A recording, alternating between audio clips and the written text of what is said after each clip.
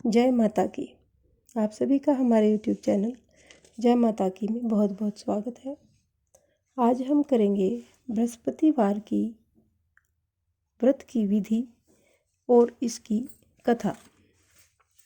उससे पहले यदि आप हमारे चैनल पर अभी अभी नए आए हैं तो कृपा करके चैनल को सब्सक्राइब कर लीजिए और घंटी जैसे दिखने वाले बटन को भी दबा लीजिए ताकि आने वाली नई वीडियो की नोटिफिकेशन आपको आसानी से मिल सके। तो शुरू करेंगे बृहस्पतिवार की व्रत की विधि। पहले विधि को जानेंगे, उसके बाद हम इसकी कथा करेंगे। इस दिन यानी बृहस्पतिवार के दिन बृहस्पति जी महादेव की पूजा की जाती है। दिन में एक ही समय भोजन किया जाता है, जैसे सभी प्रकार के व्रतों में किया जाता है। इस दिन पीले वस्त्र धारण करें, पीले पुष्पों को धारण करें। भोजन भी चने की दाल का होना चाहिए। इसमें नमक नहीं खाना चाहिए। बृहस्पतिवार के व्रत में केवल मीठे का ही भोजन करना चाहिए, नमक बिल्कुल नहीं खाए। पीले रंग के फूल, चने की दाल, पीले कपड़े तथा पीले चंदन से पूजा करनी चाहिए। पूजन के बाद कथा सुननी चाहिए। इस व्रत के करने से बृहस्पति जी अति प्रसन्न होते हैं तथा धन और विद्या का लाभ होता है। स्त्रियों के लिए यह व्रत अति आवश्यक है। इस व्रत में केले के पेड़ का पूजन किया जाता है। अब हम करेंगे बृहस्पतिवार की कथा। किसी गांव में एक साहूकार रहता था, जिसके घर में अन्न, वस्त्र और धन किसी चीज़ की कमी नहीं थी।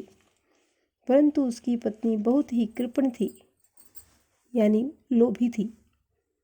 वह किसी भिक्षार्थी को कुछ भी नहीं देती थी।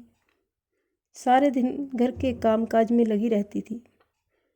एक बार एक साधु महात्मा बृहस्पतिवार के दिन उसके द्वार पर आए और भिक्षा की याचना की।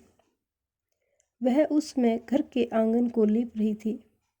इस कारण साधु महात्मा से कहने लगी कि महाराज, इस समय तो मैं घर का काम को कर रही हूँ, मैं घर को लीप रही हूँ, आपको कुछ नहीं दे सकती, फिर किसी समय आना।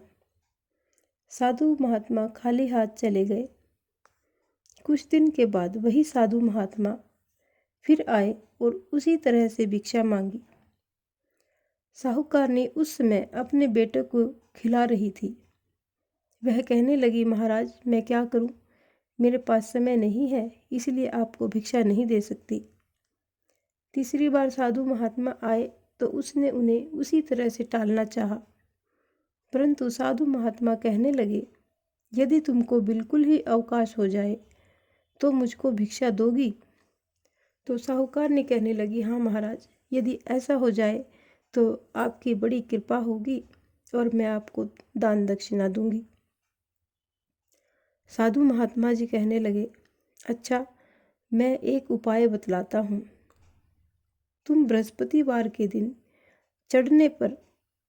चढ़ने पर उठो और सारे घर में झाड़ू लगाकर कूड़ा एक कोने में जमा करके रख दो।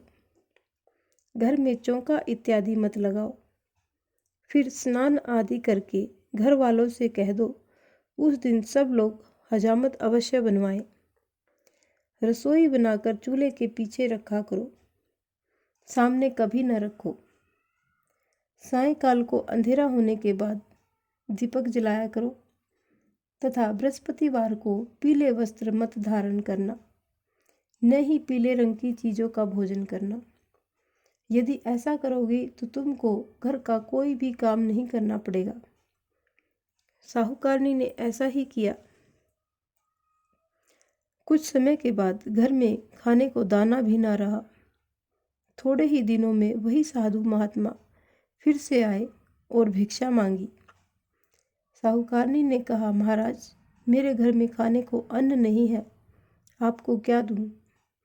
तब साधु महात्मा ने कहा, जब तुम्हारे घर में सब कुछ था तब भी तुम कुछ नहीं देती थी, और अब पूरा का पूरा अवकाश है तब भी तुम कुछ नहीं दे रही हो। तुम क्या चाहती हो वह कहो। तब साहूकारनी ने हाथ जोड़कर प्रार्थना की कि महाराज, अब आप कोई ऐसा उपाय बताओ कि मेरे पास पहले जैसा धन धान्य हो जाए। अब मैं प्रतिज्ञा करती हूँ कि अश्वमेव जैसा आप जैसा कहेंगे मैं वैसा ही करूँगी।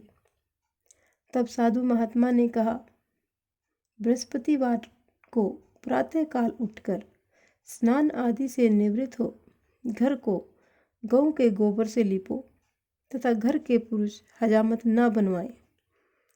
भूखों को अन्न जल देती रहा करो। ठीक सायंकाल को दीपक जलाओ। यदि ऐसा करोगी तो तुम्हारी सब मनोकामनाएं भगवान श्री बृहस्पति जी की कृपा से पूर्ण हो जाएंगी। साहूकारनी ने ऐसा ही किया और उसके घर में धन धान्य वैसा ही हो गया जैसे पहला था। इस प्रकार से ये बृहस्पतिवार की कथा यहीं पर संपन्न होती है। इसीलिए माना जाता है कि बृहस्पतिवार के दिन हजामत नहीं करना चाहिए, कपड़े वगैरह नहीं धोना चाहिए। इस प्रकार से इस कथा को हम यहीं पर समापन करते हैं।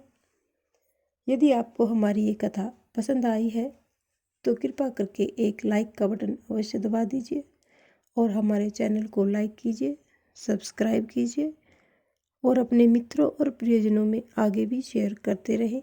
जय माता की।